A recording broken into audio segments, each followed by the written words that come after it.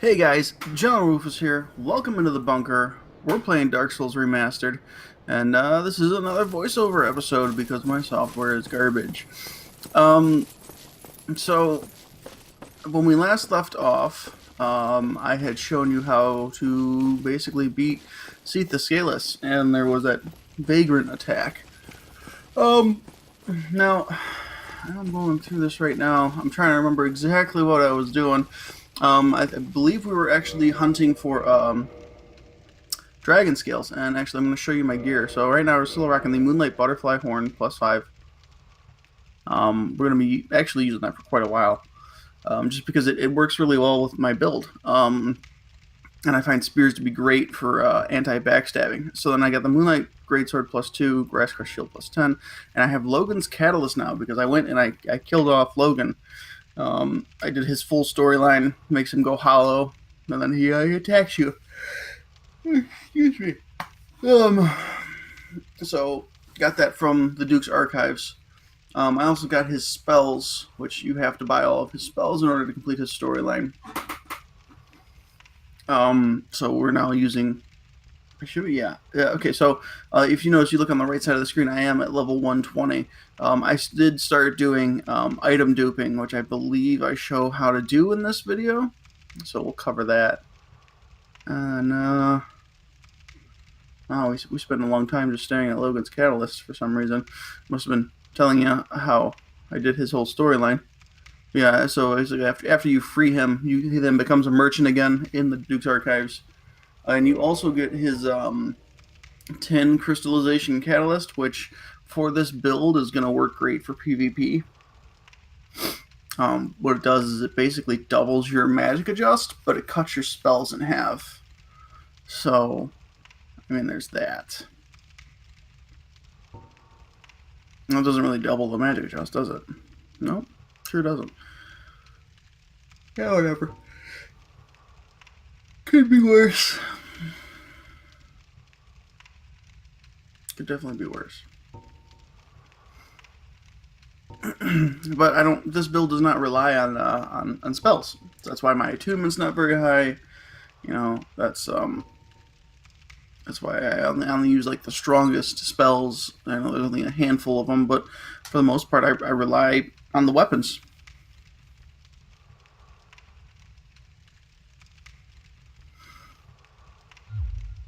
Okay, and I think I show. Yeah, I'm showing all the spells right now. Home Crystal Soul Mass, Crystal Soul Spear, and then you also get Crystal Weapon, but the two weapons I have I can't use. And then I'm going through my armor. I did switch over to the Black Iron set. That was part of my item duping.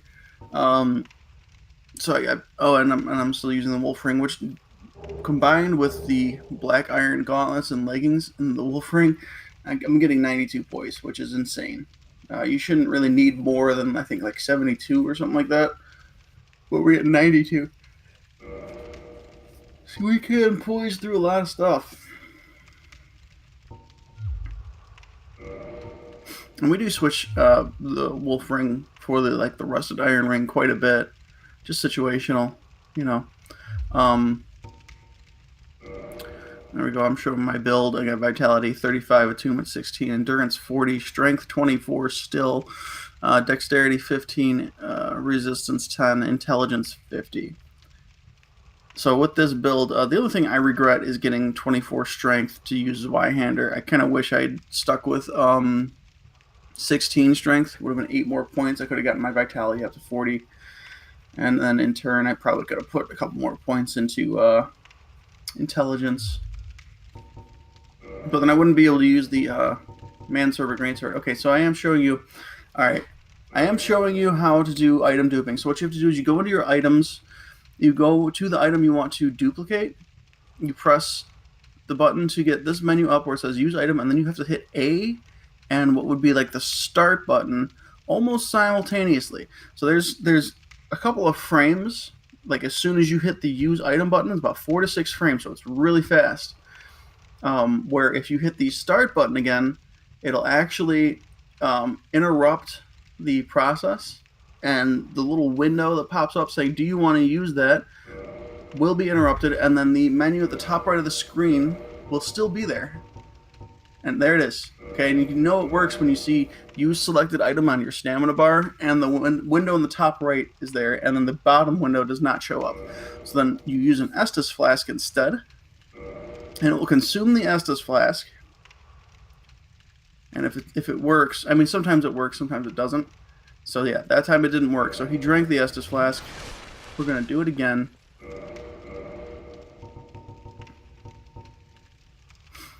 And it will work this time. Do you remember working on camera pretty well? There it is, comes up. Use the Estus flask. Do you want to use the color of the iron golem? Now you hit yes. And watch the Estus flask in the lower left of the screen. Bing. 17 Estus flasks, 12,000 souls. And I've still got my core of the iron golem. So that's item duping. Now you can only do that with items that say, do you want to use this item, yes or no? It's the only way that works. So it doesn't work for using humanities. Excuse me. Unless you only have one humanity left, it may work then. I haven't tried that. Maybe I can stick what remains of my humanities into into the bottomless box. So I just have one. That might work out. I don't know. But let's continue on to Darkroot Basin. So this is the tower which you fought Havel in. Undead Havel, if you have the Master Key. Well, otherwise, he's still going to be in here. And we got that key a while ago. I don't really remember where you get it from. So there's that big old pit.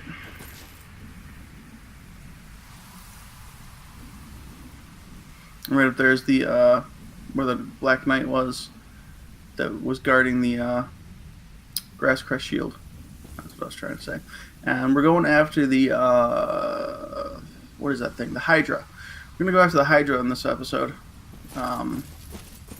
Just be very careful. He is guarded by golems. I don't know really why he's guarded by golems.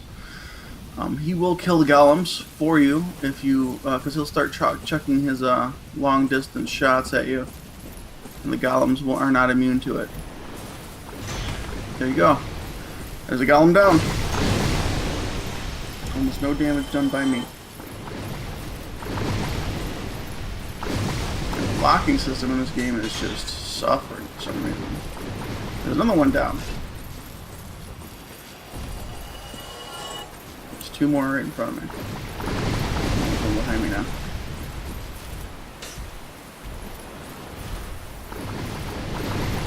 And so there's his projectiles do home kind of like the arrows do.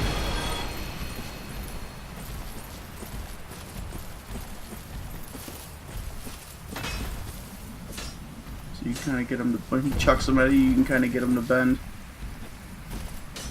And be careful because that pit's like right there.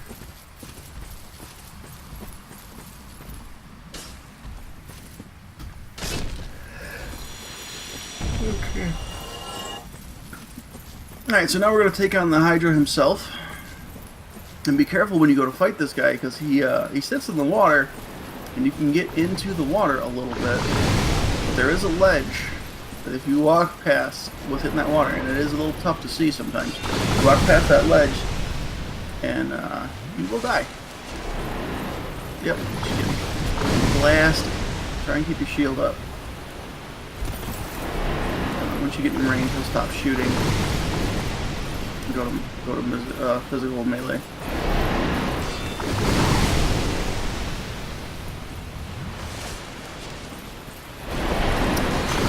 Yeah, I'm just gonna keep doing that. You can see the ledge just barely on my screen.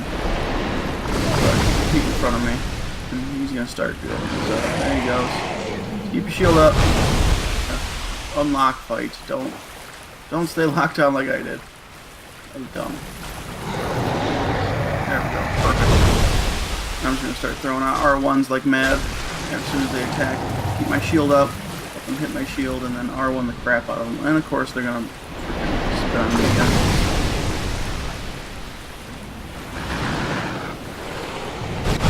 Of course they push you around. So they might chuck you into the water. Be careful when you're blocking. Whiff, whiff. I'm doing the lock. I'm staying locked on just because it's a little bit better for blocking. They draw that head back so fast.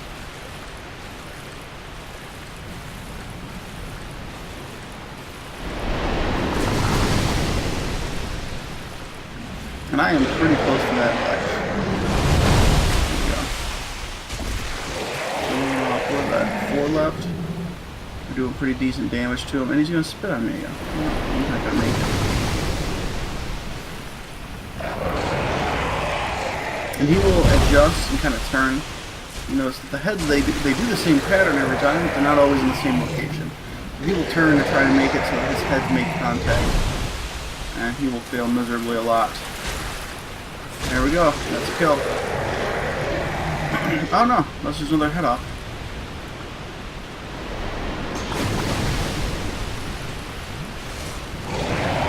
This part's tricky. I am trying to keep my distance a little bit. Now that's a kill. Yeah, you have to keep the distance a little bit because you're still on the melee, but the heads that remain, there we go, one dragon scale and one dusk crown ring. That's gonna do look at the dusk crown ring. It's something to do with sorceries. There we go.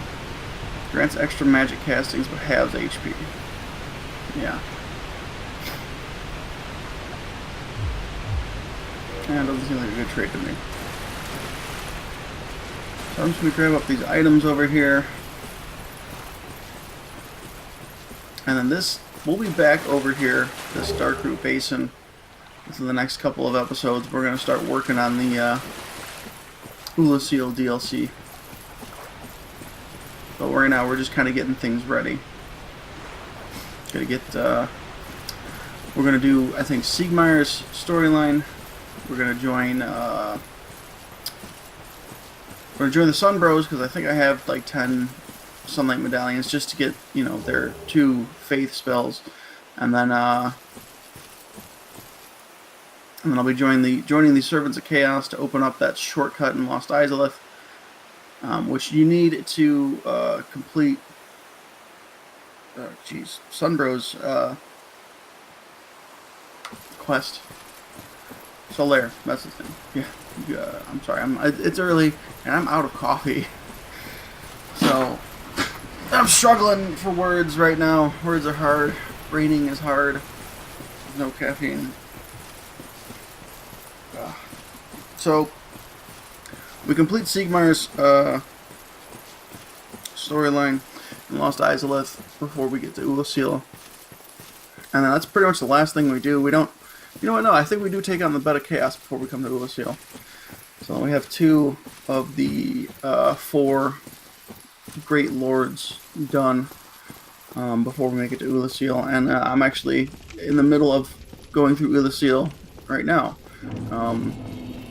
As of this recording, as of this voiceover recording, my last save game is shortly after taking on Artorias. So, all right, that's gonna do it for me. If you liked what you saw, like and subscribe, and I'll catch you guys on the next one. Thanks for watching.